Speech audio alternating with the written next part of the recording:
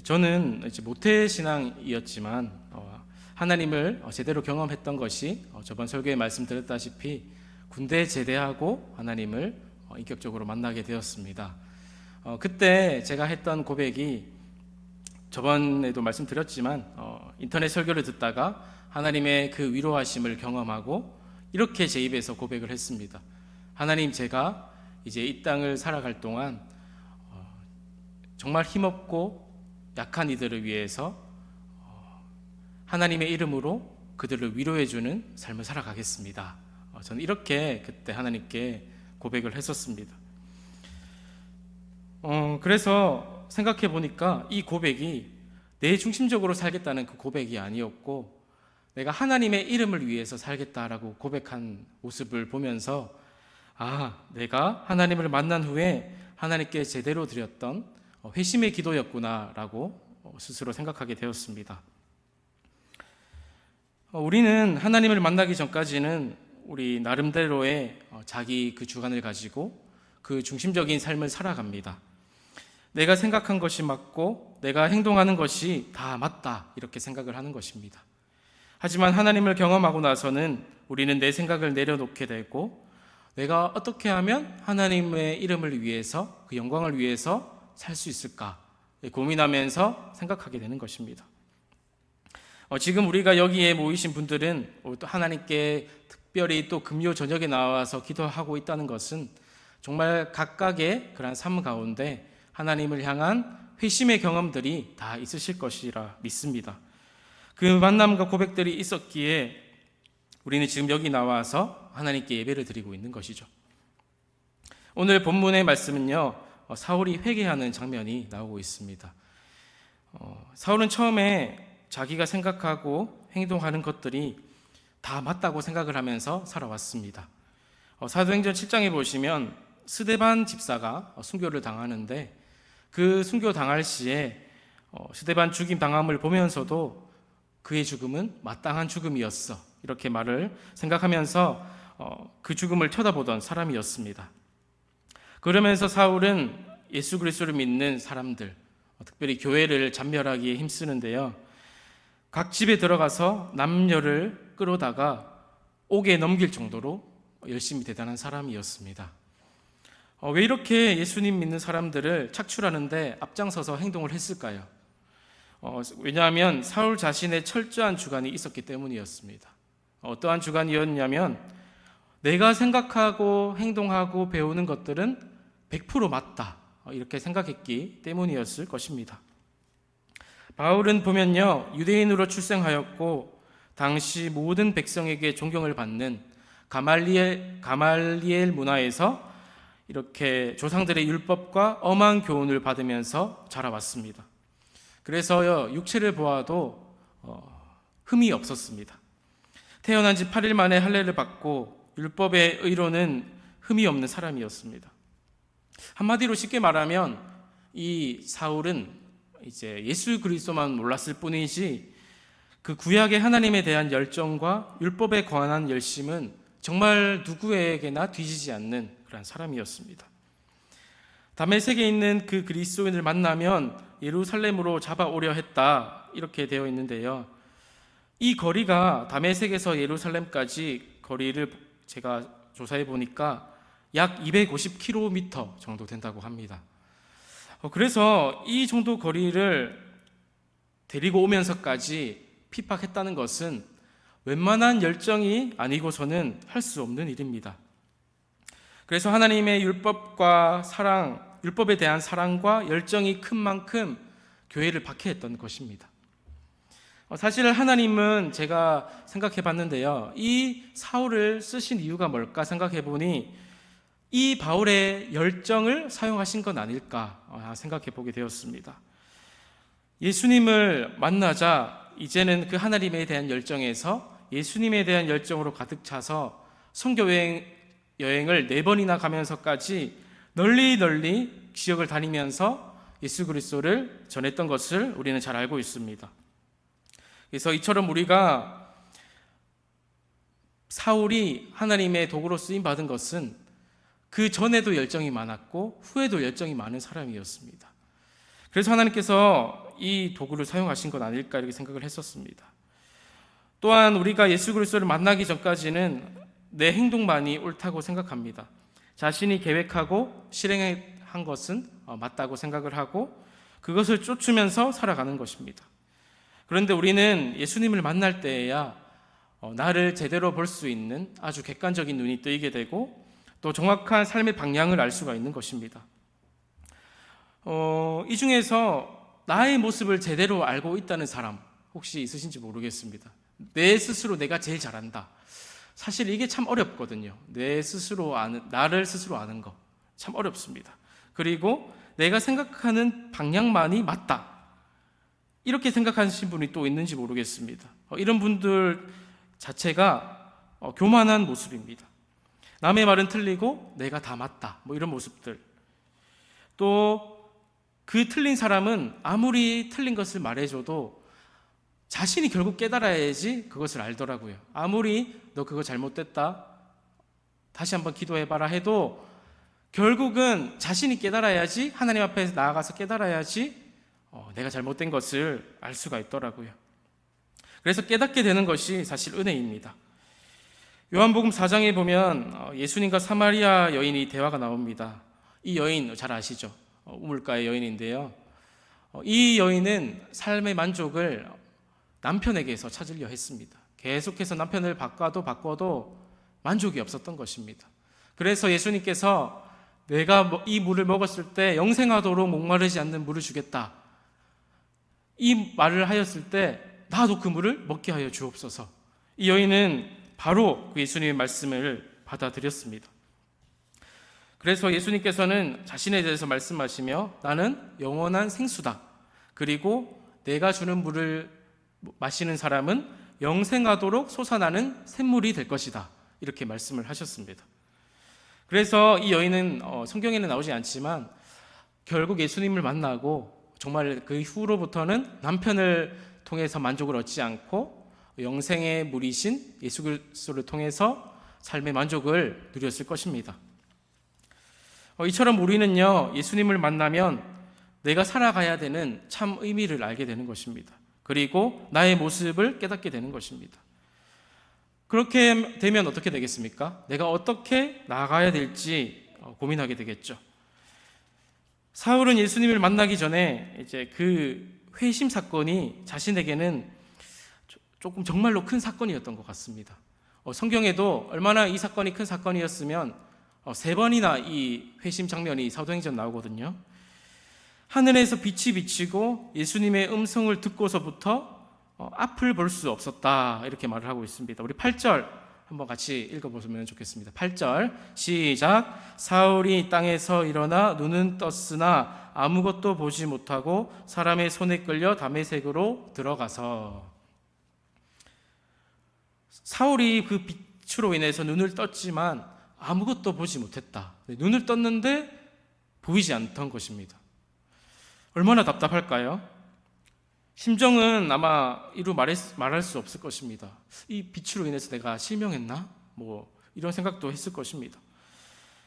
그러면서 그 기간 동안 자신이 이때 동안 맞다고 생각했던 모든 것들을 이제 하나씩 이건 틀린 거였구나 하고 체크해 나가는 그런 과정이 있었을 것입니다.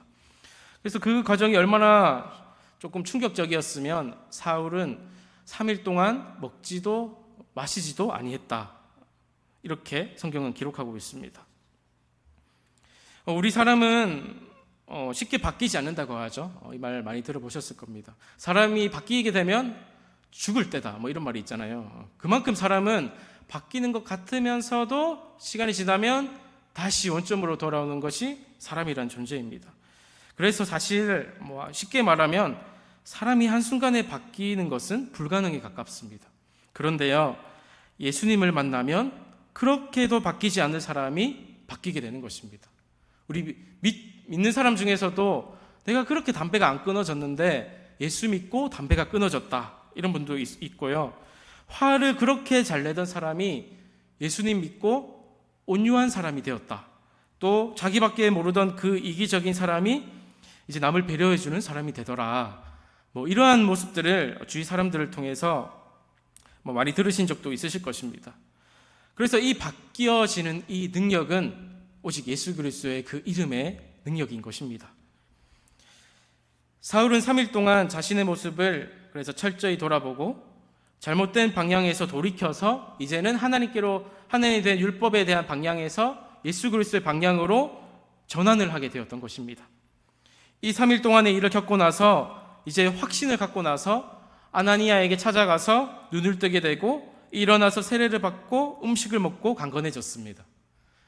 저는 그래서 이 사울의 모습 보면서 참 대단하다고 생각된 것이요, 3일 동안, 고작 3일입니다. 이때 동안 자신이 굳어져 왔던 가치관들이 있는데 그 고작 3일 동안 자신의 생애를 다 돌아보면서 모든 것을 정리하면서 새롭게 결단했다는 것입니다.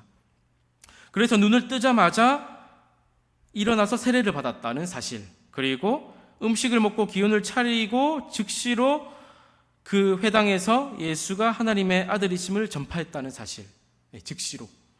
그래서 저는 이것을 보니까 사울의 성격을 한번 추측할 수가 있었습니다. 이 사울은요, 확신에 거하면 즉시로 인정하고 돌이켜서 그것을 보고 전력을 향해 달려가는 사람이 아닐까.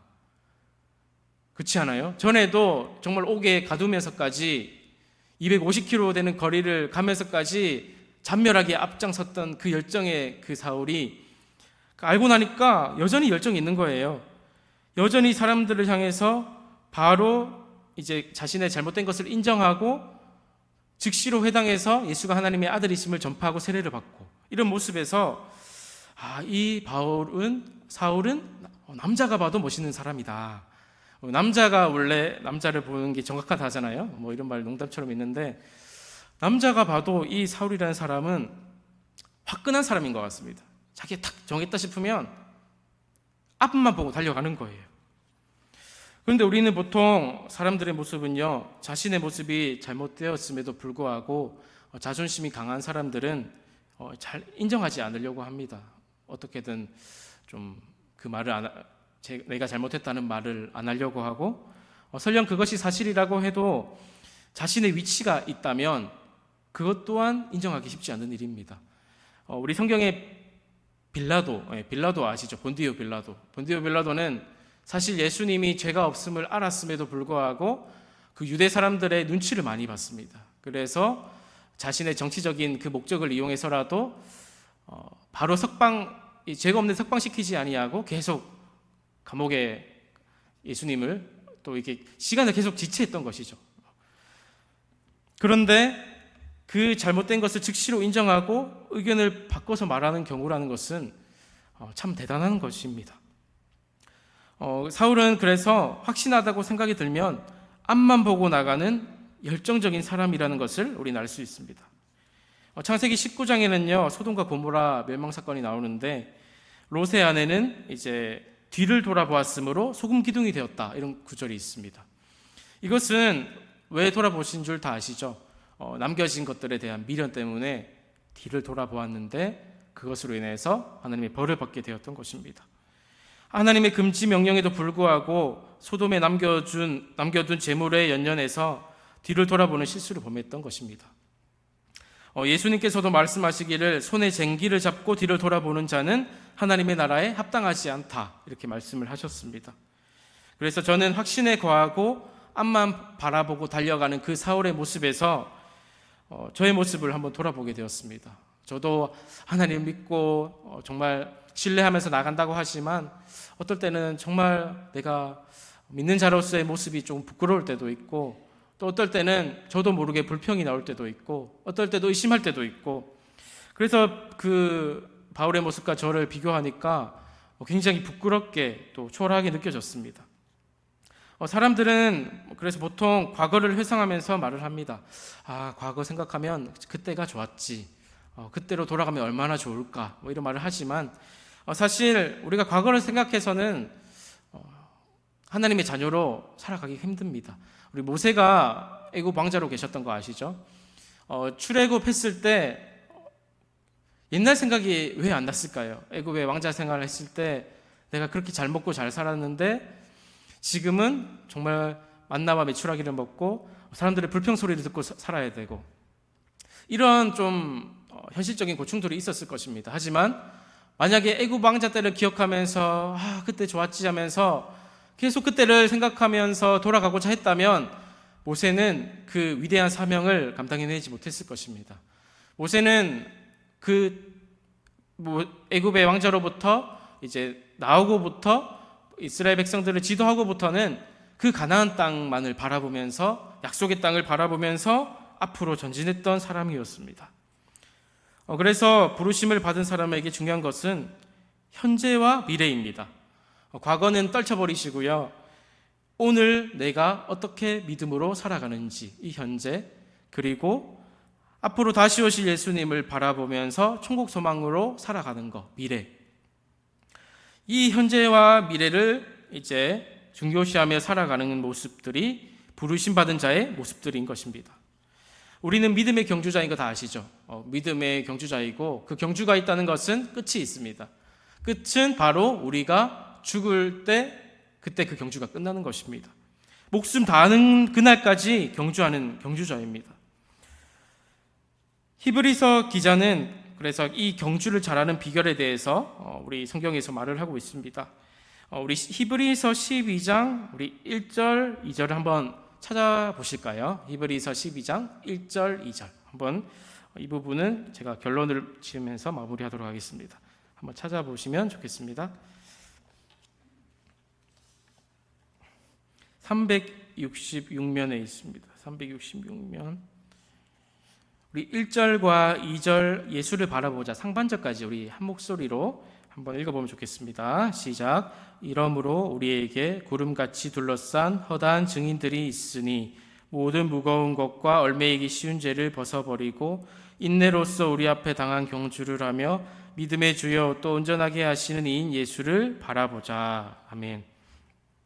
그래서 우리가 부르심 받은 자로서 우리 경주를 잘하려면 비결은 방금 읽은 그 구절에 있습니다. 그래서 기억하실 것은 먼저 그 경주를 잘했던 믿음의 선배들이 있다는 것입니다. 우리에게 구름같이 둘러싼 허다한 증인들이 있다, 이렇게 나와 있는데요. 우리가 믿음을 지키고 지금 이 그리스도인으로 살아가고 있다는 것은 앞에 선배들도 다 이 길을 걸어왔다는 것입니다. 우리가 특별히 초대교회 때는 지금보다 더 어려운 시기에 예수님을 믿던 선배들이 있었습니다. 초대교회 때 예수님을 믿는다는 것은 목숨을 걸고 믿는 것입니다.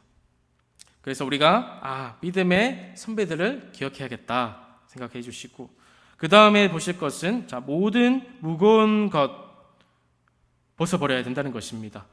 우리 마라톤 할 때 그 달리기 전문 달리기 선수들은요, 신발하고 옷 같은 거 최대한 가볍게 합니다.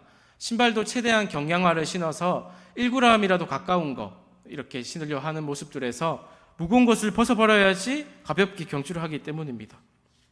그리고 수영 선수들 중에서도 머리가 긴 선수 보신 적 없으시죠? 최대한 저항을 줄이기 위해서 머리를 깎고 조금이라도 0.01초라도 그 기록을 당기기 위해서 가볍게 하는 것입니다. 그렇다면 영적 장애물은 어떤 것들이 있을까요? 그것들은 이 세상을 우리가 살아가면서 집착하는 나의 마음과 욕심들, 그리고 회심하기 전에 사울의 율법에 매인 모습들, 그리고 머물러 있는 내 생각, 이런 것들이 신앙의 방해물이 될 수 있습니다. 생각이 멈추면 되게 무서운 것이 아무리 그 말을 하더라도 받아들일 수가 없게 되는 겁니다.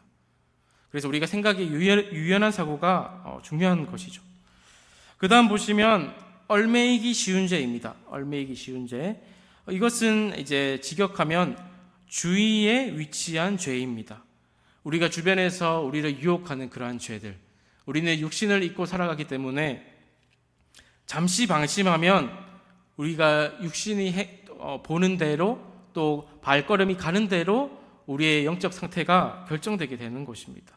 그래서 우리가 우리의 눈이 어디 있는지 중요하고, 우리의 발걸음, 우리의 마음이 어디에 있는지 우리는 늘 신경 쓰지 않는다면 얽매이기 쉬운 죄로 인해서 우리는 넘어지게 될 것입니다. 그렇기에 우리는요, 인내로서 주어진 그 경주를 해야 되면서 믿음에 주시고 온전하게 하시는 이인 예수를 바라보아야 되는 것입니다. 그럴 때 우리는 부르심 받은 자로서의 모습을 잘 살아갈 수가 있고 경주도 잘할 수가 있습니다. 자, 말씀을 맺겠습니다. 오늘 우리는요 사울의 회심을 보았습니다. 회심은요 예수님을 만나고 나서 내가 살아왔던 방식이 또 잘못된 것임을 알고 돌이키는 것입니다. 알고 일단 알아야 되고 알았다면 돌이킬 수 있어야 되는 것입니다. 그렇기에 우리는 알고 돌이켰다면 이제는 뒤를 돌아보지 말고 앞을 바라보면서 부르심 받은 자로서의 삶을 살아가야 되는 것입니다. 믿음의 선조들 기억하면서 모든 무거운 것과 얽매이기 쉬운 죄를 벗어버리고 인내로서 경주를 감당해야 됩니다.